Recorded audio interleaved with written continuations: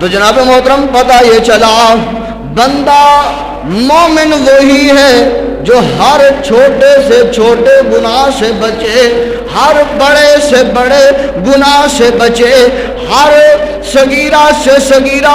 گناہ سے بچے، ہر کبیرہ سے کبیرہ گناہ سے بچے، ہر ادنا سے ادنا گناہ سے بچے، ہر اعلیٰ سے اعلیٰ گناہ سے بچے،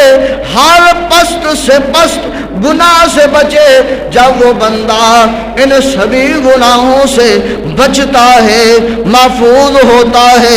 اگر ان سے کوئی کسی بندے سے مومن سے غلطی ہو جائے، اللہ کی بارگاہ میں آ کر نادم و شرمندہ ہو کر اور اپنے جو ہے وہ آنکھوں سے آنسو بہا کر التجا کر لے، مولا میرے گناہوں کو معاف فرما دے، اللہ معاف فرما دے۔